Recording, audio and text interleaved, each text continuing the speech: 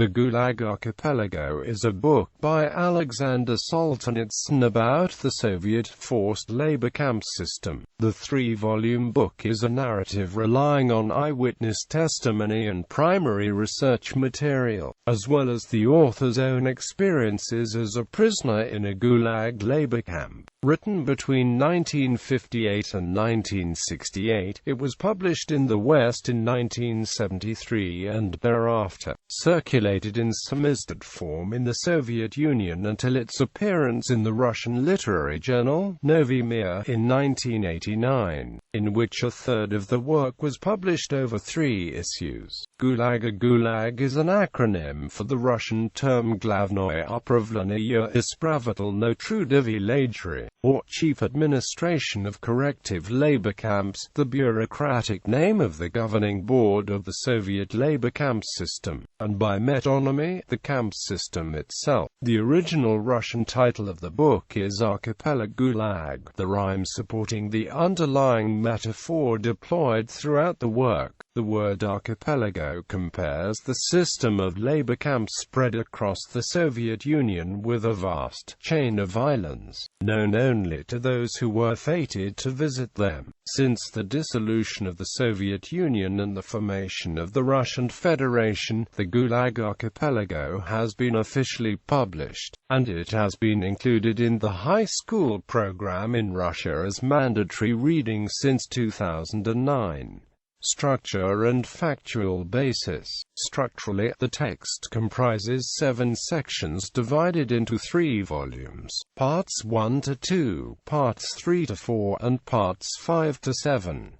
At one level, the Gulag Archipelago traces the history of the system of forced labor camps that existed in the Soviet Union from 1918 to 1956, starting with V.I. Lenin's original decrees shortly after the October Revolution, establishing the legal and practical framework for a series of camps where political prisoners and ordinary criminals would be sentenced to forced labor. Note 1. It describes and discusses the waves of purges, assembling the show trials in context to the development of the greater Gulag system with particular attention to the legal and bureaucratic development. The legal and historical narrative ends in 1956, the time of Nikita Khrushchev's secret speech at the 20th Party Congress of 1956 denouncing Stalin's personality cult, his autocratic power, and the surveillance that pervaded the Stalin era. Though the speech was not published in the USSR for a long time, it was a break with the most atrocious practices of the Gulag system. Solzhenitsyn was aware, however, that the outlines of the system had survived and could be revived and expanded by future leaders. Despite the efforts by Solzhenitsyn and others to confront the legacy of the Gulag, the realities of the camps remained taboo into the 1980s.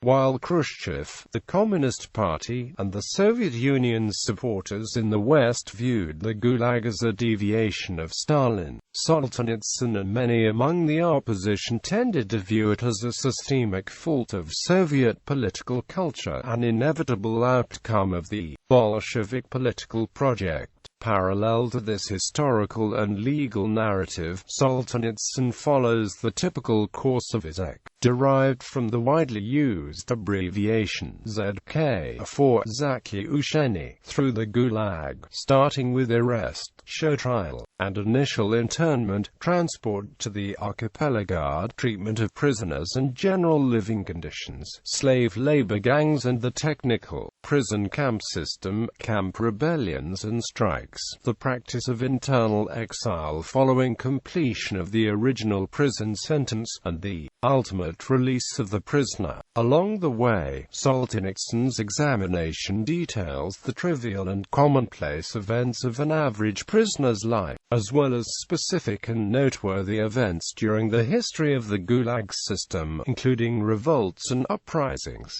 Solzhenitsyn also waxes philosophical. Macbeth's self-justifications were feeble, and his conscience devoured him. Yes, even Iago was a little lamb, too.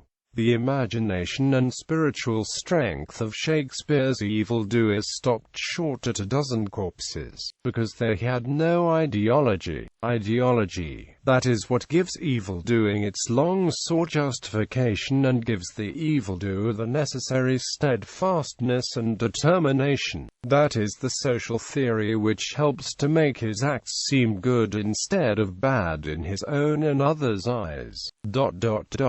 That was how the agents of the Inquisition fortified the wills, by invoking Christianity, the conquerors of foreign lands, by extolling the grandeur of the motherland, the colonizers by civilization, the Nazis by race, and the Jacobins by equality, brotherhood, and the happiness of future generations.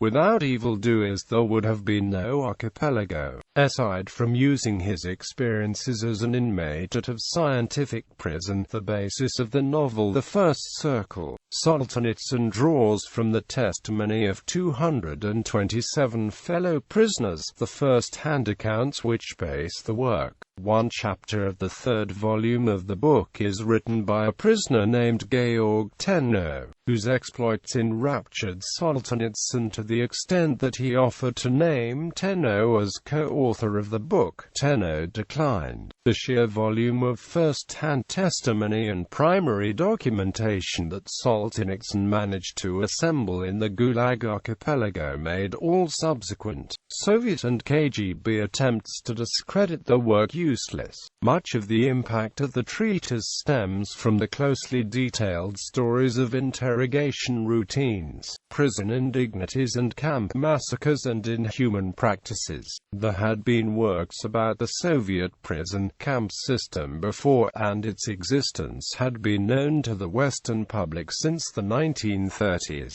However, never before had the general reading public been brought face to face with the horrors of the Gulag in this way. The controversy surrounding this text, in particular, was largely due to the way Solzhenitsyn definitively and painstakingly laid the theoretical, legal, and practical origins of the Gulag system at Lenin's feet, not Stalin's. According to Solzhenitsyn's testimony, Stalin merely amplified a concentration camp system that was already in place. This is significant, as many Western intellectuals viewed the Soviet concentration camp system as a Stalinist aberration. Historical impact of the text. Solzhenitsyn documented that the Soviet government could not govern without the threat of imprisonment, and that the Soviet economy depended on the productivity of the forced labor camps, especially insofar as the development and construction of public works and infrastructure were concerned. This put into doubt the entire moral standing of the Soviet system. In Western Europe, the book eventually contributed strongly to a need for rethinking of the historical role of Lenin. With the Gulag Archipelago, Lenin's political and historical legacy became problematic, and those factions of Western communist parties who still based their economic and political ideology on Lenin were left with a heavy burden of proof against them. George F. Kennan, the influential U.S. diplomat, called the Gulag Archipelago the most powerful single indictment of a political regime ever to be levied in modern times. The book was published at a time when many communists in the West were already rethinking the relationship towards the USSR, as many were deeply disappointed by the invasion of Czechoslovakia in 1968.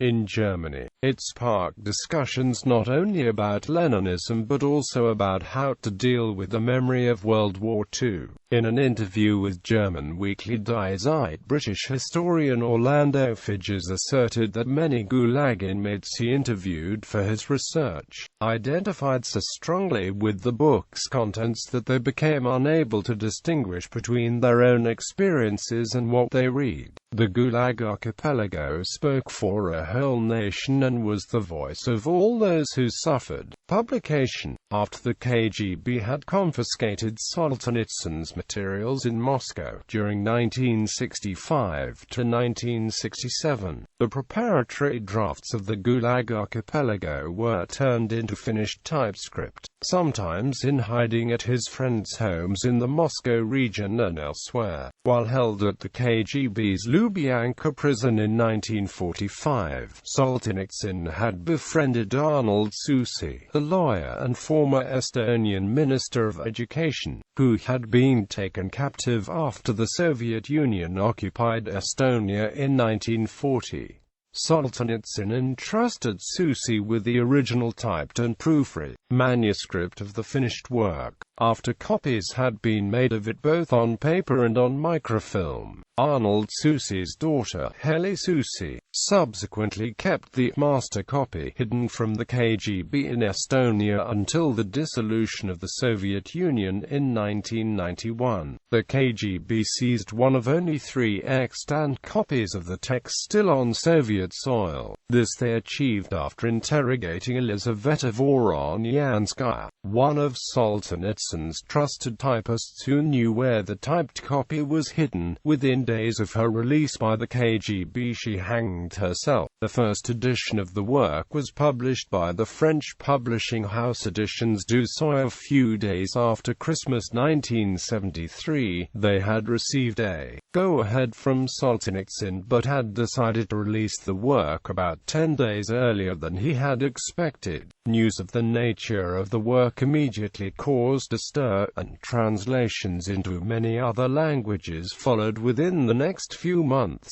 sometimes produced in a race against time. American Thomas Whitney produced the English version. The English and French translations of Volume 1 appeared in the spring and summer of 1974. Solzhenitsyn had wanted the manuscript to be published in Russia first, but knew this was impossible under conditions then extant. The work made a profound impact internationally. Not only did it provoke energetic debate in the West, a mere 6 weeks after the work had left Parisian presses, Solzhenitsyn himself was forced into exile, because possession of the manuscript incurred the risk of a long prison sentence for anti-Soviet activities.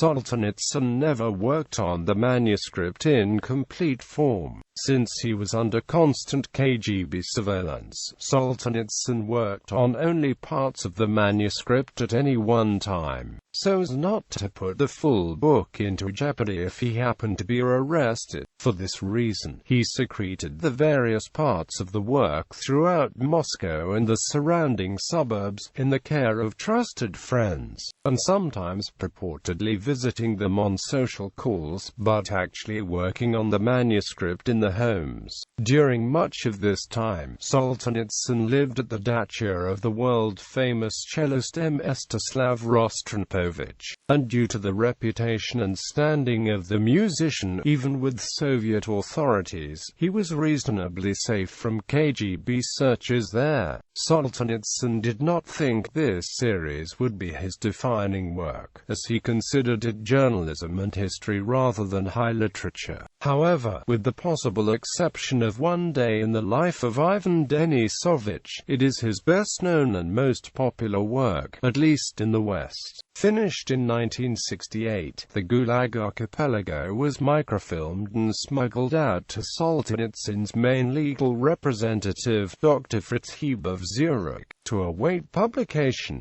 Solzhenitsyn was aware that there was a wealth of material and perspectives that deserved to be continued in the future, but he considered the book finished for his part. The royalties and sales income for the book were transferred to the Solzhenitsyn Aid Fund for aid to former camp prisoners, and this fund, which had to work in secret in its native country, managed to transfer substantial amounts of money to those ends in the 19 1970s and 1980s, TV documentary. On 12 December 2009, the Russian channel Russie UK showed the French television documentary L'Histoire secrète de l'archipel du Gulag made by Jean Crève Pu and Nicolas Miletage and translated into Russian under the title Tayna Istria Archipelago Gulag. The documentary covers events related to creation and publication of the Gulag Archipelago. Translated video accessible online. Secret History. The Gulag Archipelago. Indieflix. Translations. Henry Carlisle and Olga Carlisle. Thomas P. Whitney.